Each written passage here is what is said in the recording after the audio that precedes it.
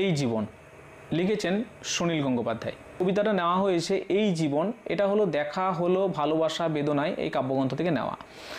এই দেখা হলো ভালোবাসা বেদনায় কাব্যগ্রন্থের মোট 41টা কবিতা রয়েছে। এই 41টা কবিতার অন্তর্গত এটাও একটা যথেষ্ট উল্লেখযোগ্য একটা কবিতা। আর এই কবিতাটা সম্পর্কে বলতে গেলে প্রথম যে প্রেক্ষাপটটা বলতে হয় সেই প্রেক্ষাপটটা হলো যে উদ্বাস্তু সমস্যার যে প্রসঙ্গটা, যেটা 1947 সালে যখন দেশভাগ হয়েছিল, সেই দেশভাগের পর যখন বাংলাদেশ থেকে পশ্চিমবঙ্গে অনেক মানুষ তারা আসছিল, সে আসার পর একটা প্রচুর পরিমাণে মানুষের জনসমাগম হওয়ার কারণে আমাদের এই পশ্চিমবাংলায় যে একটা উদ্বাস্তু সমস্যার সৃষ্টি হয়েছিল, সেই প্রেক্ষাপটটাকে তিনি এই জায়গায় তুলে ধরেছেন। পাশাপাশি বলা যেতে পারে যখন পরবর্তীতে বাংলাদেশ স্বাধীন হলো 1971 সালে, সেই সময় পর্বতেও অনেক মানুষ আমাদের এই পশ্চিমবঙ্গে এসেছেন। মানে এই কবিতাটার মূল বিষয়ই হচ্ছে উদ্বাস্তু সমস্যা আর কি। উদ্বাস্তু যে সমস্ত মানুষ, সেই মানুষগুলো তারা নিজেদের যে জন্মস্থান সেখান থেকে বিচ্যুত এবং তাদের জীবনটা একটা অস্থায়ী জীবন। সেই অস্থায়ী জীবন ধীরে ধীরে তারা সেই স্থায়িত্ব যখন লাভ করছিল, সেই লাভ করতে গিয়েও তাদেরকে অনেক যন্ত্রণা সহ্য করতে হয়েছে। সেই যন্ত্রণা দেখে মূলত কবি যেন এই কবিতাটা লিখেছেন এবং সেখানে একটা প্রতিবাদী সুরও কবিতার মধ্যে ধ্বনিত হয়েছে। সাধারণ মানুষের সেই প্রতিবাদী কণ্ঠস্বর যেন এই কবিতার এই লাইনগুলোর মাধ্যমে প্রকাশ পেয়েছে। তাহলে এই কবিতাটার আলোচ্য বিষয় আমরা লাইন বাই লাইন আলোচনা করব। এটা দেখা হলো ভালোবাসা বেদনায় কাব্যগ্রন্থ থেকে নেওয়া, এটা হলো মূলত তোমাদের জানা দরকার এবং সুনীল গঙ্গোপাধ্যায়ের লেখা। এবার এটার যে প্রসঙ্গটা সেটা হলো ওই উদ্বাস্তু সমস্যার কারণে তাদের যে সংকট, তাদের যে জীবন যুদ্ধ, সেই জীবন যুদ্ধে তাদের একটা প্রতিবাদী রূপ কবি প্রত্যক্ষ করছেন এবং সেই প্রত্যক্ষ করতে গিয়ে তিনি তাদের মনের যে প্রতিবাদী কণ্ঠস্বরটা থাকা দরকার, যেন কবি তারই একটা রূপ দান করেছেন কবিতার মাধ্যমে, সেটা এই কবিতার প্রত্যেকটা লাইনে কিন্তু ধ্বনিত হয়েছে। বাঁচতে হবে বাঁচার মতন, বাঁচতে বাঁচতে এই জীবনটা গোটা একটা জীবন হয়ে জীবন্ত হোক। কবি বলছেন বাঁচতে হলে, যদি বাঁচতে হবে তাহলে সেটা হচ্ছে বাঁচার মতন বাঁচতে হবে।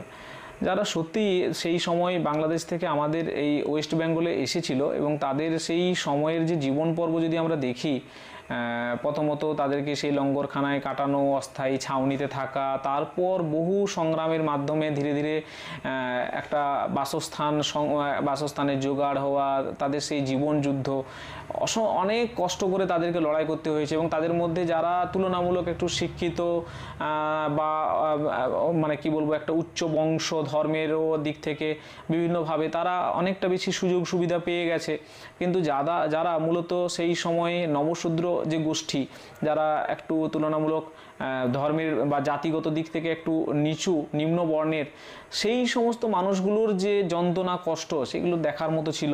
এবং সেই মানুষগুলো পরবর্তীতে যখন সুন্দরবনের সেই মরিচঝাপি অঞ্চলে জঙ্গল পরিষ্কার করে তারা যখন সেখানে বাসস্থান তৈরি করে থাকা শুরু করলো, সেখানেও সরকারের প্রকোপ আর কি, সরকার সেখানে বনভূমি রক্ষার আইনের একটা দেখিয়ে তাদেরকে সেখান থেকে উৎখাত করলো, বহু মানুষকে গুলি করে মেরে দেওয়া হলো।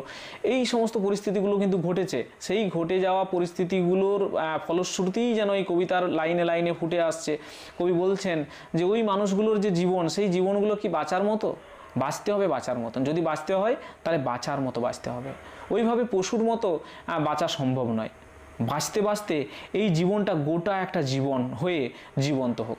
যদি বাঁচতে হয় তাহলে বাঁচার মতো বাঁচতে হবে, অর্থাৎ সমস্ত দিক থেকে সমৃদ্ধ একটা জীবন। অর্থের সচ্ছলতা, অন্ন বস্ত্র বাসস্থান সমস্ত কিছু প্রাপ্তি জীবনে যদি না থাকে তাহলে সেই জীবনটা তো জীবন নয়, সেটা তো পশুর মতো জীবন। সামান্য অন্নের জন্য লড়াই করা, সামান্য বাসস্থান, সামান্য বলা যায় না, অসামান্যই বাসস্থান, সেই সমস্ত কিছুর জন্য লড়াই করা এবং সেই লড়াই করে নিজেদেরকে প্রতিষ্ঠা করা, সেইটা অনেকটা পশুর মতো জীবনযাত্রা। সেই জীবনযাত্রাটা কখনোই মানুষের মতো নয়। বাঁচতে হলে বাঁচার মতো বাঁচতে হবে। বাঁচতে হলে বাঁচার মতন বাঁচতে বাঁচতে এই জীবনটা গোটা একটা জীবন হয়ে, এই যে গোটা একটা জীবন অর্থাৎ সম্পূর্ণ একটা জীবন হোক। অসম্পূর্ণ নয়, এই যে অনেকগুলো মানুষ মারা গেল, অসম্পূর্ণ একটা জীবন, এইরকম জীবন তিনি চান না, একটা গোটা জীবন চান। একটা জীবন, সেই জীবনটা জীবন্ত হোক, অর্থাৎ প্রাণবন্ত হোক, অর্থাৎ পরিপূর্ণতা পাক। একটা পরিপূর্ণ জীবনের ছবি আঁকছেন কবি এবং এই পরিপূর্ণতাটা যে প্রত্যেকটা মানুষের কাম্য, এটা যেন সেই প্রত্যেকটা মানুষকে তিনি বুঝিয়ে দিতে চাইছেন যে তোমাদেরও অধিকার রয়েছে, তোমরাও মানুষ এবং তোমাদেরও অধিকার রয়েছে একটা পরিপূর্ণ জীবনের, একটা বাঁচার মতো বাঁচার, এবং সেই কথাগুলোই তিনি তুলে ধরছেন। তারপরেই বলছেন, তাদের প্রতিনিধি হয়ে কবি বলছেন, আমি কিছুই ছাড়ব না, এই রোদ ও বৃষ্টি। অর্থাৎ আমরা আবারও সেই প্রসঙ্গে যদি যাই, একটা সুন্দরবনের মতো একটা প্রত্যন্ত অঞ্চল, যেখানে বনভূমিতে মানে গাছপালায় ছিল, সেইখানে কিছু মানুষ গিয়ে পরে থাকার ব্যবস্থা করছিল। এটা কোনো শহর, কোনো নগর নয় যেখানে এসে তারা ভিড় করছিল। তারা তো একটা বাঁচার মতো একটা জায়গা বেছে নিয়েছিল, সেখানে পরিশ্রম করে সেই সমস্ত বন জঙ্গল পরিষ্কার করে বাঁধ দিয়ে একটা জায়গা ঠিকঠাকভাবে থাকার মতো একটা পরিবেশ তৈরি করছিল।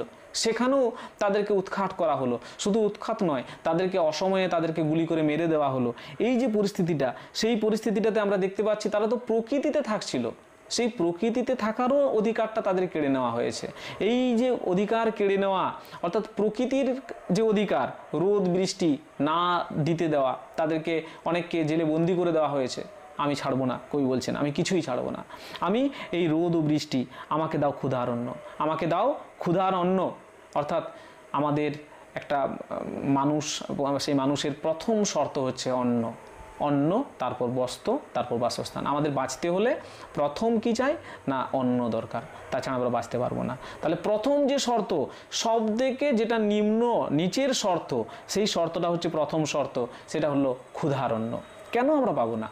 আমি কিছুই ছাড়বো না, প্রকৃতির সমস্ত কিছুই আমার চাই। অর্থাৎ আমরা যখন যদি আমরা আমাদের আদিম সেই সভ্যতা দেখি, যেখানে আমরা প্রকৃতির নিচে থাকতাম, যেখানে ঘর বাড়ি এই সমস্ত কিছু থাকতো না, গুহাতে থাকতাম, গাছপালায় থাকতাম, সেই সময়কার পর্ব, সেখানে তো সমস্ত কিছুই আমাদের অধিকার ছিল। তারপর ধীরে ধীরে এক শ্রেণীর মানুষ ব্যবসা বাণিজ্য করতে করতে তারা নিজেরা ধনবান হলো, আর এক শ্রেণী তারা নিচে রয়ে গেল, গরিব শ্রেণীর সৃষ্টি হলো। ধনবান শ্রেণী তারা আরও ধীরে ধীরে আরও ধনবান হতে থাকলো, আর গরিব শ্রেণী তারা যেমনভাবে রয়েছিল তারা বিভিন্নভাবে তার নিচেই রয়ে গেল। এইভাবে এক শ্রেণীর মানুষকে যে বঞ্চনা করা হয়েছে, প্রকৃতির এই সামান্য রোদ বৃষ্টির জিনিসগুলোও তাদেরকে ঠিকঠাকভাবে দেওয়া হচ্ছে না। অর্থাৎ প্রকৃতির যেগুলো স্বাভাবিকভাবে প্রত্যেকটা মানুষের পাওয়ার একটা জন্মগত অধিকার রয়েছে পৃথিবীতে জন্মগ্রহণের স্বার্থে, ঠিক সেইগুলোও তারা পাচ্ছে না। সেইটা বলছেন যে আমি কিছুই ছাড়বো না, আমাকে দাও ক্ষুধার অন্ন। অর্থাৎ আমার প্রথম শর্ত, সেই প্রথম শর্ত হলো আমার অন্ন। এটারও তো আমার অধিকার রয়েছে। আমি কেন অন্ন পাবো না?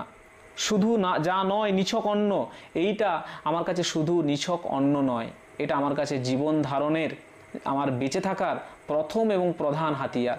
আমি কেন এটা পাবো না? সেই জন্য তিনি বলছেন আমাকে দাও। এই আমাকে দাও মানে এটা হচ্ছে অধিকার, তিনি চাইছেন, অধিকারে চাইছেন, এটা আমার অধিকার, আমার পাওয়া, সেটা আমাকে দাও। আমার ক্ষুধার অন্ন, শুধু যা নয় নিছক অন্ন। অর্থাৎ এটা শুধুমাত্র একটা অন্ন নয়, এটা একটা নিছক যে কোনো অন্ন মানে এরকম অর্থে নয়, এটা আমার কাছে অনেক মূল্যবান, এটা আমার জীবন ধারণের প্রথম এবং প্রধান শর্ত। আমার চাই সব লাবণ্য। তারপরে তিনি বলছেন আমি যদি অন্ন পাই, তারপর আমি চাইব আমার সব লাবণ্য। এই লাবণ্য শব্দটা আমরা যদি দেখি, এই লাবণ্য শব্দের আদি অর্থ ছিল লবণের ভাব। অর্থাৎ অন্ন শুধু পেলেই হবে না। এই প্রসঙ্গেই আমাদের মনে পড়ে যে নুন আনতে পান্তা ফুরোয়। অর্থাৎ এমন দরিদ্র অবস্থা, যাদের নুনটা নেই, নুন আনতে গেছে তখনকে পান্তা ভাত শেষ হয়ে গেছে, সামান্য পান্তা ছিল। অর্থাৎ এতই তাদের অভাব, সেই অভাবের দিকটা ফুটে উঠছে। এবং সেই জন্য বলছেন যে আমার চাই সব লাবণ্য। অর্থাৎ আমরা যদি আদি অর্থ ধরে দেখি, তাহলে আমার অন্নের পাশাপাশি সেই অন্নটা খাওয়ার জন্য নুনেরও প্রয়োজন রয়েছে। আমার এটাও প্রয়োজন। আমার ওই নুন আনতে পান্তা ফুরোয় দারিদ্র অবস্থা আমার প্রয়োজন নেই, আমার চাই সব লাবণ্য। পাশাপাশি আমরা যদি এই লাবণ্য অর্থের বর্তমান অর্থ দেখি, তাহলে এই লাবণ্য অর্থাৎ লবণের ভাব, এই ভাবটা না বলে এটা আমরা বলবো যে পরিপূর্ণতা। অর্থাৎ এখানে লালিত্য বা লাবণ্যময় যেটা, অর্থাৎ এটাও এক রকমের সম্পূর্ণতা বলতে পারো। একজন মানুষের যে লালিত্য বা লাবণ্য তখনই আসে যখন সে সমস্ত দিক থেকে একদম সম্পূর্ণভাবে সমস্ত শর্ত তার পূরণ হয়ে গেছে, অন্ন বস্ত্র বাসস্থান সমস্ত কিছু ঠিক আছে, তখন তার চেহারা, তার সাজ পোশাকে এই লাবণ্য দেখা যায়। এই অতিরিক্ত লাবণ্য বা পরিপুষ্টতা বা সম্পূর্ণতা যাই বলি না কেন, আমরা এই শব্দটার মাধ্যমে সেটা বলতে পারি। অর্থাৎ কবি সেই কথাটাই বলছেন যে আমার চাই শুধু যা নয়, আমাকে দাও ক্ষুধার অন্ন, শুধু যা নয় নিছক অন্ন, আমার চাই সব লাবণ্য, আমার সব লাবণ্যও চাই, অর্থাৎ আমার সম্পূর্ণতাও চাই। তারপর বলছেন নইলে আমাকে যদি এগুলো আমি না পাই, আমাকে যদি এই অধিকার থেকে আমাকে বঞ্চিত করা হয়, তাহলে আমি কি করব? নইলে গোটা দুনিয়া খাবো, অর্থাৎ প্রতিবাদী রূপ। অর্থাৎ প্রতিবাদী রূপ ধরে তিনি বলছেন যে আমি না হলে কিন্তু গোটা দুনিয়া খাবো, আমাকে কেউ গ্রামে গঞ্জে ভিখারি করে পালিয়ে যাবে। অর্থাৎ সেই সময় বিভিন্ন রকমের যে যোদ্ধার শ্রেণীর সৃষ্টি হয়েছিল, বা অনেক সেই সময় আমাদের সমাজে যেভাবে অরাজকতা সৃষ্টি করে কালোবাজারি চলছিল, তো এইভাবে আমাকে কেউ গ্রামেগঞ্জে ভিখারি করে চলে যাবে, আমাকে ঠকাবে, এই কথাটা বলতে গিয়ে তিনি বলছেন আমাকে কেউ নিলাম করবে সুতোকলে কামারশালায়, তারপর কি হবে না আমার এই দারিদ্র্যের সুযোগ নিয়ে আমাকে কেউ বলবে যাও সুতোকলে কাজ করো, আমি সুতোকলের শ্রমিক হব। অর্থাৎ এই শ্রমিক শ্রেণীর ইতিহাস যেন এখানে কবি আঁকছেন, যে এইভাবেই শ্রমিক শ্রেণীর ইতিহাস থাকে। এই ইতিহাস যদিও ইতিহাসের পাতায় লেখা থাকে না, এগুলো হচ্ছে ওই শ্রমিক শ্রেণীর মানুষের জীবনের ইতিহাস, তাদের সেই জীবনের ধারাপাতা। সেখানে আমরা দেখতে পাই এক এক শ্রেণীর মানুষ, তারা প্রথমে সুন্দরভাবে গ্রামে থাকতো, তারপর সেখানে এমন এক পরিস্থিতির সৃষ্টি হলো, সেই পরিস্থিতির কারণে তারা ভিখারি হয়ে গেল, তারপর সেই গ্রাম ছেড়ে তাদেরকে শহরে আসতে হলো কোনো এক সুতোকলে কাজ করতে বা কোনো এক কামারশালায়। অর্থাৎ এই রকমভাবেই এক এক নতুন নতুন শ্রমিক শ্রেণীর উদ্ভব হলো। এই শ্রমিক শ্রেণীর জীবনের ইতিহাস কবি তুলে ধরছেন। কবি বলছেন আমি কিন্তু এরকম করব না, আমি কিছুই ছাড়বো না, আমি এখন আর কিছুই ছাড়বো না, এখন আমার অন্য খেলা, আমার খেলাটা এখন সম্পূর্ণ অন্য। পদ্ম পাতায় ফড়িং যেমন আপন মনে খেলায় মাতে, গোটা জীবন। অর্থাৎ এই লাইনটা যদি আমরা দেখি যে একটা ফড়িং, একটা আশ্চর্য চিত্রকল্প, একটা ফড়িং চতুর্দিকে জল, সেই জলের মাঝে পদ্ম পাতার উপরে সে কিন্তু আপন মনে খেলায় মারছে। অর্থাৎ এই যে মানুষগুলো, এই মানুষগুলোর জীবনগুলো হচ্ছে অস্থায়ী, তারা নিজের সেই জন্মভূমি ছেড়ে তারা এই উদ্বাস্তু, তারা আজ এই উদ্বাস্তুর মতো জীবনযাত্রা কাটাচ্ছে, কিন্তু তবুও এই মরিচঝাপির মতো যে জায়গাগুলোতে তারা পদ্ম পাতার মতো একটা আশ্রয় গঠন করেছিল, একটা ফড়িং তো ওই পদ্ম পাতার উপরে সারাটা জীবন আনন্দে মেতে থাকে, তারাও ওইভাবে মেতে থাকতে চাইছিল। অর্থাৎ পদ্ম পাতায় ফড়িং যেমন আপন মনে খেলায় মাঠে গোটা জীবন, অর্থাৎ অস্থায়ী জীবনেও একটা ক্ষণিক আশ্রয় তারা চাইছে, সেই আশ্রয়টা নিয়েই তারা ওই ফড়িংয়ের মতো খুশি থাকতে চাইছে, কিন্তু সেটাও সমাজ তাদের দেয়নি। সেই ছবিটাও কবি আঁকছেন।